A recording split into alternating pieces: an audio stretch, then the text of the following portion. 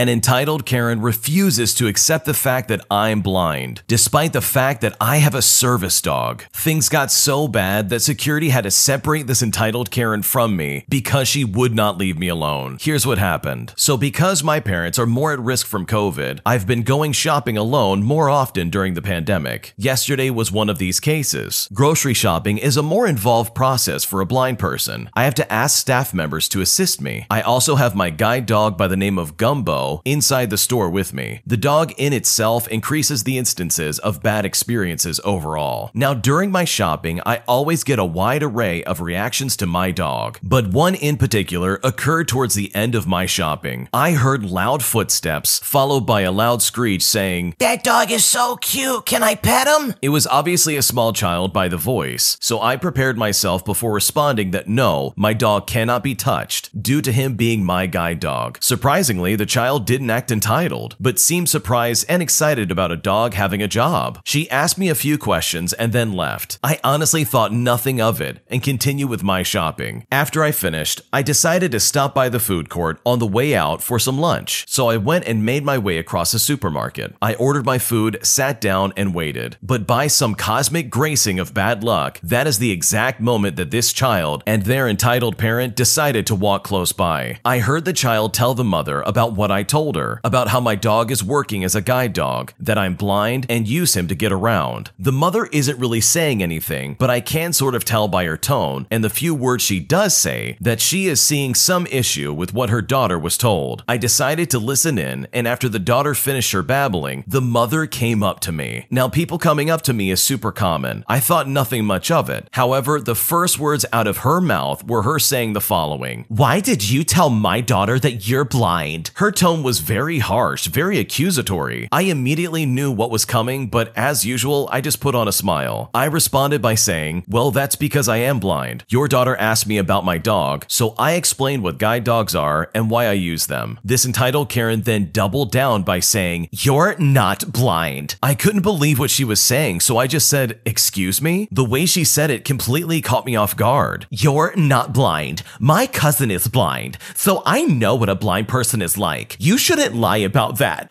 I think you should let my daughter pet your dog. She likes dogs." I responded by saying, "Well, ma'am, not all blind people are the same. Just because you know a single blind person doesn't mean you know how all blind people are. And as I already explained, your daughter can't pet my dog due to him being a seeing eye dog." This entitled Karen then started to go off on me, saying that I'm lying, claiming that there was nothing wrong with my eyes and that I was using a phone. She then said, "Don't you dare say you're blind to me if you're gonna show me that you're not at the same time. Why would you lie about that?" I told her that I'm not lying. I said, "My eyes looking fine have nothing to do with anything. Not every blind person's eyes look the same. Look, you're stressing me out, and I'd rather if you just left me alone." After I said that, I was hoping that things would calm down and she would just leave. But things only escalated from there. "My daughter wants to pet your dog. She's been well behaved all through today, and it's more than reasonable to let her play with your dog." I told her no once again, and I asked her why she wouldn't accept my answer. She responded by saying, "You said no using that BS excuse. You're honestly starting to really upset me. I don't know who you think you are,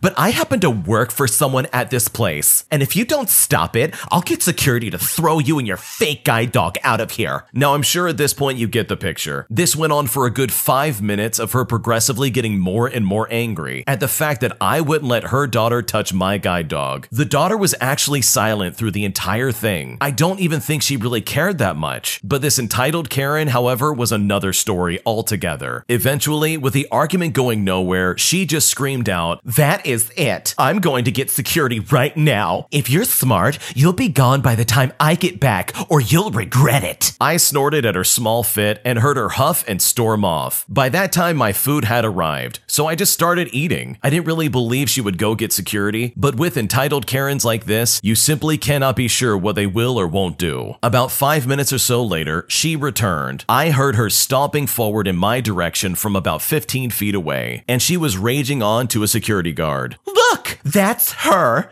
You see? She's sitting there with a dog. She says it's a guide dog, but she's not blind. You have to kick her out. Dogs aren't allowed in here. I sighed and removed my earbud to prepare for the incoming ordeal. A deep male voice sounded from a few feet away in front of me, and he sounded like he had just about had enough. The security guard said, Miss, is this your service dog? I said, yes, it is. He is a seeing eye dog. I'm allowed to take him in here. I have a copy of the appropriate law if you really need it. The security guard said, no, that's fine. This woman is saying you aren't disabled though. Is that true? I responded by saying no. She's just angry that I didn't let her daughter touch my service dog. I honestly don't know why she cares so much. The entitled Karen jumped in at that moment and called me a liar. She said, I told you, I have a blind cousin. Don't try to tell me I don't understand blind people because I do. I directed my attention to the security guard and I said, look, I've tried to explain to her that one blind person doesn't represent all blind people, but she doesn't seem to get it. Could you please ask her to leave me alone? I just want to eat in peace. The security guard then asked me, so you are blind? And I said, yes, I am. He then says something that absolutely blew my mind. He asked me if I could prove that I'm blind in any kind of way. I asked him how on earth I could possibly do that, and why should I? The security guard then says, well, it's just that she is saying one thing and you're saying another thing. I don't exactly know who to believe. But yeah, I see how proving you're blind doesn't really work. He then looked at this entitled Karen and said, why is it exactly that you think she is lying? The entitled Karen then says, are you serious right now? Are you thick in the head? Look at her eyes. They're not white or cloudy like blind people's are. She is literally looking at her phone. The security guard then looked at me, asking for my response to this accusation. I told him that maybe her cousin has those eye symptoms, but not every blind person does. Those symptoms are caused by diseases like cataracts, which I don't have. As for the phone, devices have been accessible to blind people for years. I find it surprising that she has a cousin who is blind and doesn't know that. And after the entitled Karen did not take that as a good answer, I further explained that I have a basic light perception. I can detect light and I can direct my eyes to it out of habit because that's where my hands are occupied. I then said, look, it's not my job to educate you on what you don't know. Sir, please, just ask her to leave me alone. I don't care if she doesn't believe me. You don't need to stand here and mediate a back and forth as if we're going to agree somehow. I just like her to stop talking to me and leave me in peace. I'm feeling extremely harassed. I was hoping this would be the end of it. I genuinely did. But this security guard still said that he can't know for sure if I'm blind. And at this point, I was completely dumbfounded. He was using the fact that this entitled Karen had a cousin who was blind as some kind of evidence against me actually being blind. I then told the security guard that if you're not going to get this lady away from me, then I guess I'm just gonna have to leave. Thanks for failing to protect a disabled patron. I stood up to leave, with my guide dog getting up to guide me. I took a few steps and suddenly felt someone grab hold of my harness tightly and pulled me to a stop. This entitled Karen had actually grabbed my harness and said, wait right there.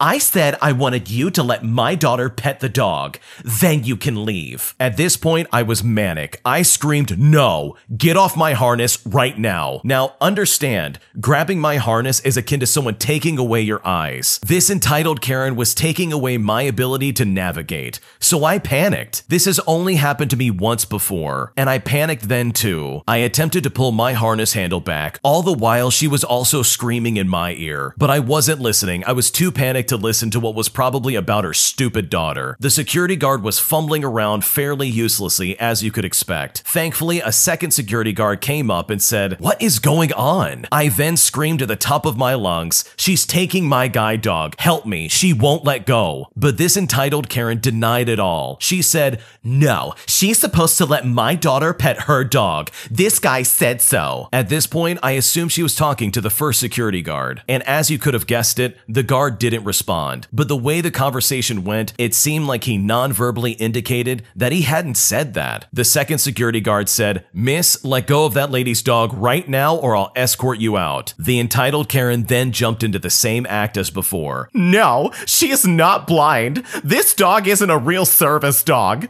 Don't just jump in and assume you know what's going on. At this point, I had calmed down slightly so I could speak in a more coherent manner. Please, just get off of me. I want to leave. I don't feel safe. Leave me alone. Thankfully, the second security guard then finally caught on. and that's when I felt the woman's hand being forcefully removed from the harness handle. As soon as I was free, I immediately commanded Gumbo to lead me to the exit. We walked quickly away as I heard this entitled Karen screaming loudly behind me. I was still somewhat panicked, but I was able to calm myself down as I hurried towards the exit. It was so chaotic that I very nearly forgot my shopping where I left it, at customer services. I left, I called a taxi, and I came home. It has really stuck with me for the last couple of days, but the worst part is that these types of interactions are an almost daily occurrence. Blind people are the targets of constant harassment in public, and this woman just went farther than she should have by physically assaulting me and harassing me. I know I could have gotten her arrested, but honestly, I was just so panicked, I wanted to get out of that situation as soon as possible. So why am I telling this story? In short,